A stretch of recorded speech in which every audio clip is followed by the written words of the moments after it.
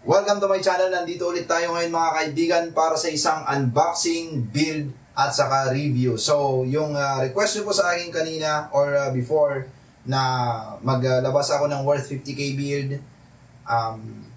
PC build na medyo hindi mabubutas yung bulsa namin pero pwede siya sa streaming at pwede rin pang video editing. Ito na po yung sasagutin ko ngayon. At the same time, kasama na rin po doon yung pag-review natin dito sa Rock Hawani Flow. So I chose the Rock Hawani Flow for this kind of setup kasi nga yun po yung isa sa mga pinakabagong labas. At the same time, based on the spec sheet, napakaganda nung upgrade or kumbaga they perfected yung version ng Rock Hawani. So yun po yung i-discover natin ngayon kung yung nasa spec sheet ba niya talaga is the same with the actual. So before we will proceed, mag-announce muna po ako mga kaibigan. Meron po akong pag-giveaway ngayon. So it's an AMD Ryzen t-shirt from AMD. Nagtatanong kasi yung iba, ano yung saan ka nakakakuha ng t-shirts? And sabi ko nga po, hindi po siya nabibili. It's not a merchandise na for sale. Token po siya. Nakukuha lang po sa mga events and sa mga katulad nito pag-giveaways. And then, MSI shirt at saka iba't ibang t-shirts pa. Meron pa akong tatlo doon. So, mystery shirt yung mga yon, tawag ko doon. So, bali ang papag-giveaway ko is 4 na t-shirt and then isang gaming mouse. So, yung pinaka-grand winner sa raffle natin, may mananalo after 30 days ng pagka-upload nito. Merong 5 mananalo. 4 mananalo ng t-shirt and yung isa, yung grand winner, is mananalo po ng gaming mouse. Ngayon, for the mechanics, kung paano po sumali, stay lang po kayo.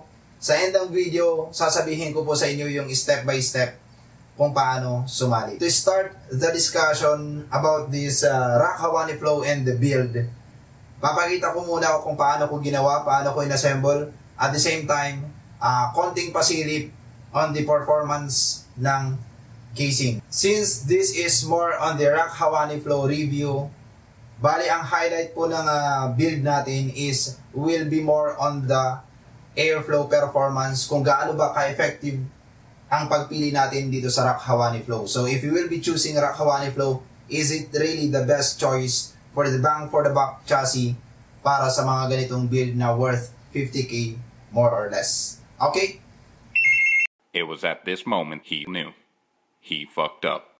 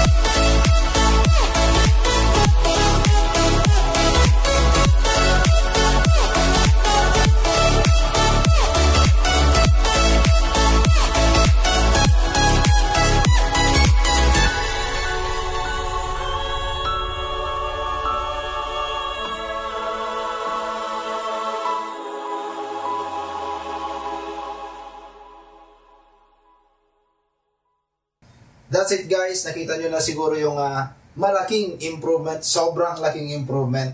Pero ang nangyari lang is dun lang sa mismong front panel ang nagbago. Anyway, for the Rock Hawani chassis, wala naman akong masasabi dun eh. It's still a good casing, it's still a good choice.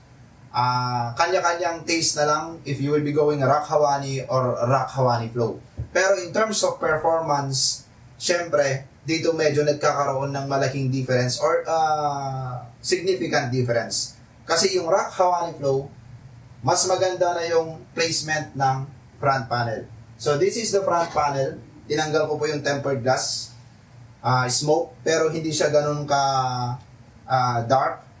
At least see-through pa rin naman. Bali ang placement niya is naka-offset po siya. Unlike with the Rock Hawani, naka-fix po yung tempered glass with the frame of the front panel. With Rock Hawani Flow, offset po yan. Bali, pwede mong ipasok yung maliit mong daliri, papasok po yan dito. So yun po yung clearance niya. Try to imagine, typical na Pinoy fingers. So syempre Tagalogin na lang natin. Dalirihin mo lang. Yan, papasok po yung maliit mong daliri. Ganun po yung clearance niya. If you try to imagine, ganun lang po yung clearance and it's good enough as a clearance. That is almost 1.5 cm. Kung ganun po yung daanan ng hangin, wala pong barrier. Unlike with the Rock Hawani, meron siyang cutouts lang. So yun lang po yung dadaanan ng hangin papasok yung intake niya dito sa front panel side. And of course, kung ganun po yung setup, automatically meron pa rin barrier. Hindi pa rin full force yung hangin na makakapasok. Kumbaga, hindi pa rin ganun kalakas yung mahihigop na hangin. And this is a good move for the Rock Hawani Flow. Rock Gears really did step up on doing this. This is just a very minimalist feature upgrade. Pero kung i-analyze mo yung impact niya doon sa performance ng casing, napakalaki. So, yung mga nagsasabi po dyan na parang wala namang pinagbago, wala namang masyadong significant difference. Yes, tama po kayo dyan. Wala pong significant difference in terms of aesthetics, in terms of dun sa forma niya. Pero in terms dun sa performance, it's very rare to have a case na ganito yung looks, tempered glass, plain minimalist design, tapos meron siyang magandang airflow. Kasi yan kadalasan pag nakakakita ka ng naka-tempered glass yung harap matic, sasabihin mo dyan, naku, na-compromise na naman yung airflow, na-compromise na naman yung performance para lang sa forma. So, halos ganun na kasi yung naging impression. Kasi marami nang naka-case ng ganito Meron ng Deep Cool, merong Omega, merong Techwear, halos ganun lahat yung setup nila. And kadalasan ang issue nila talaga is yung airflow performance. Pero with this move of Rock Hawani Flow, napakalaki yung binago, napakalaking upgrade itong ginawa nila. So kahit front panel lang po yung nagbago, actually the rest of the chassis, yung ibang part ng chassis, halos walang pinagbago. Actually wala nga nagbago walang upgrade na mapapansin mo. Dito lang talaga tayo sa front panel. Kaya medyo na-spend natin yung oras natin para lang i-discuss itong front panel. And you have a choice now na pag gusto mo ma-maximize pa yung airflow ng casing, you can just remove this tempered glass sa harap. So magiging ganyan na po yung looks niya. Napaka simple, meron siyang honeycomb grills. At the same time, pwede mo namang i-fill up yung pinagtanggalan ng screw. Ibabalik mo na lang yung screw na nag-hold doon sa front panel, tempered glass ng front panel. Ganyan na yun po yung magiging itsura niya. Though, kung meron kayong bata and medyo clumsy tayo, dust filter is just a dust filter. Hindi po siya metal. So automatically, kung nasagi nyo yan ng any sharp pointed materials, matik, mapupunit po yung dust filter natin. Yun lang po yung issue dito. Pwede mong gawin, pero in everything that you will do, responsibility mo na kung matatanggal yung dust filter or mapupunit mo yung dust filter ng casing. Subukan natin tanggalin yung dust filter. Medyo napakahirap lang tanggalin minsan. Parang nakikipaglaro ka ng patintero. Pag inangat mo sa baba, lulubog yung sa taas. Pag inangat mo sa taas, lulubog naman yung nasa baba. Yun lang yung hassle dito sa dust filter niya. Ayan po. pwede nang pamaypay.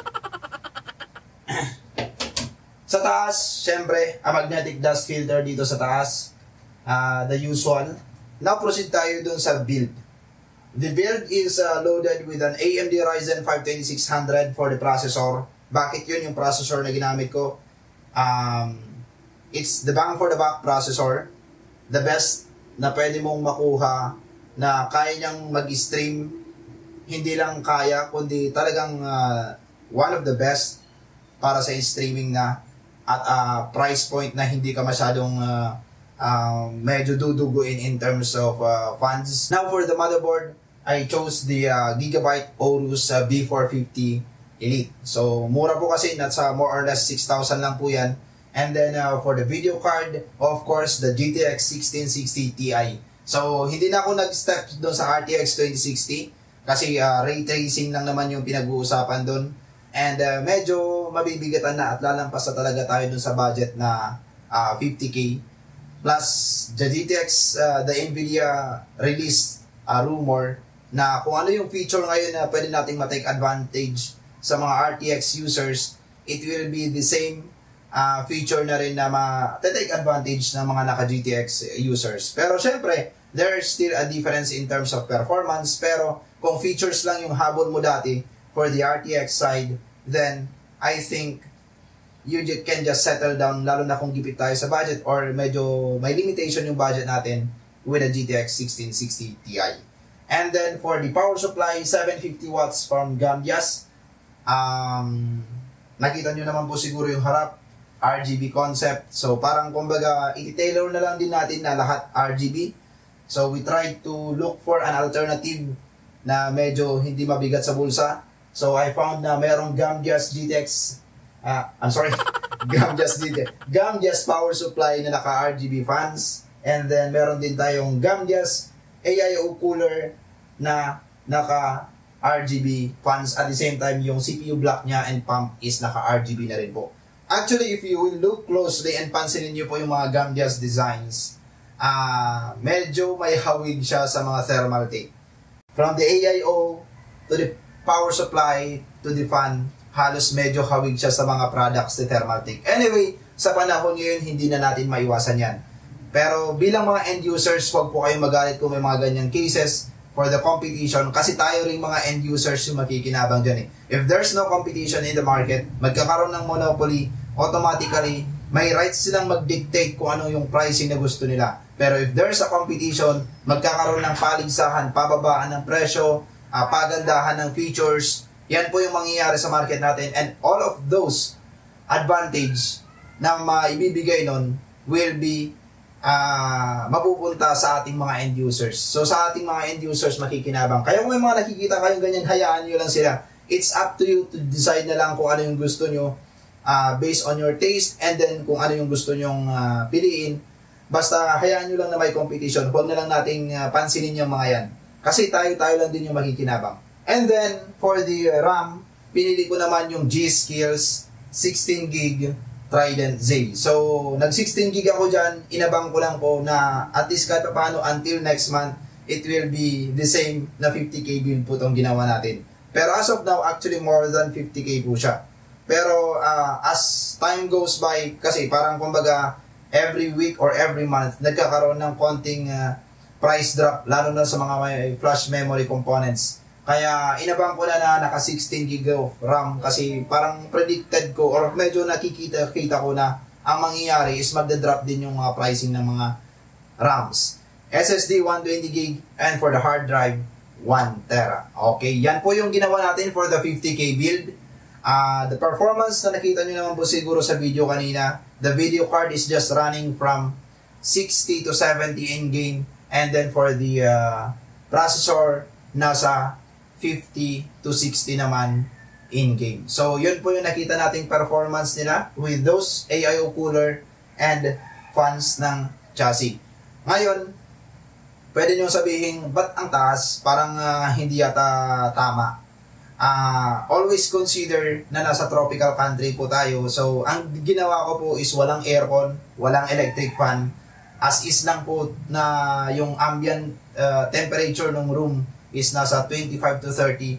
Yun lang po yung in-achieve ko para at least medyo maging in general. Kasi may mga nagsasabi na, bakit kayo ganito yung performance? Nung pag-uwi ko, nagpa-build ako ng ganun, may mali yata dun sa pagka-mount ng thermal paste, pagka-mount ng AIO cooler. Bakit sa bahay namin, ganito naman na yung naging temps ko?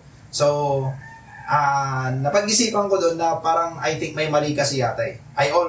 Ginagawa ko yung mga benchmark na naka-aircon, naka-electric fan.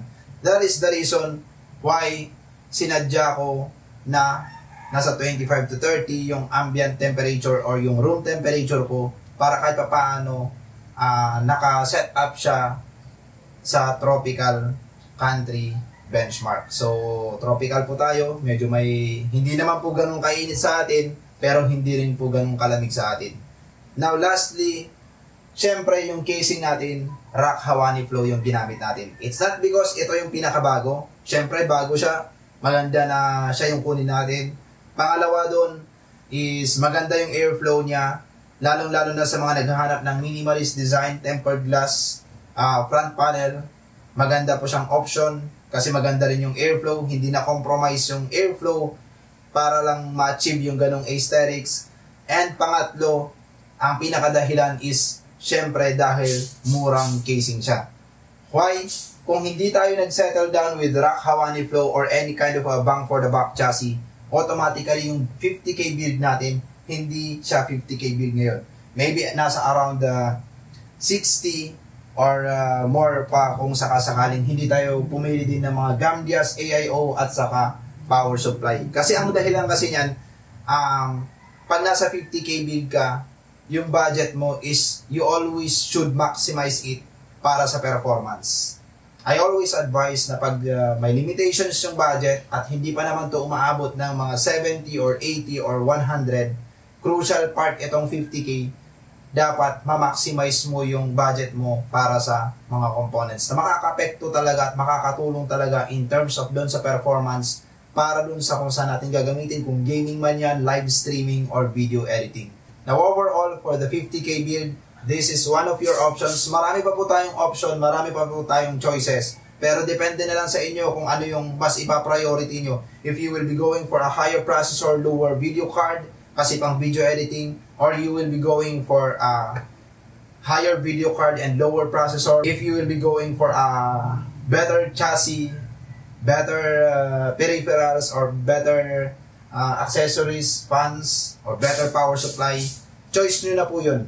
Pero para sa akin lang, I always advise you guys that you always should settle down with the motherboard, processor, memory, and video card as the main focus para sa budget. Kasi yun po talaga yung makakatulong sa atin, lalong-lalo na if it will be going balance, like it will be for video editing at the same time, gaming or AutoCAD works, or any kind of multimedia activity na panggagamitan. Now, for the mechanics ng giveaway po natin, alam ko pong marami na po sa atin ang nakabang para dito. Unang-una po natin gagawin is mag-comment po sa baba. Sabihin nyo lang po kung anong masasabi nyo about this build, or kung anong request natin, or anything PC related, inquiries, feedback, or anything that you want to say down below. So, mag-comment lang po kayo dyan. And then, of course, kailangan natin mag-subscribe po para dumami po tayo, and marami po tayong ipapakita soon at makakapag-abang po tayo sa mga susunod pa nating mga unboxing like the Inwin 103, the TechWare VXR build, and Bitfinex, and so. And lastly, syempre, share po natin to sa ating mga Facebook accounts as public para pag nanalo po kayo, check po namin yung Facebook account nyo kung nakapost po doon. Pag nakita po namin nakapost, yun lang po kasi yung verification natin. Okay, so that's it mga kaibigan. Join lang po kayo. Comment, subscribe, and share it on your Facebook. Thank you and have a nice day ahead.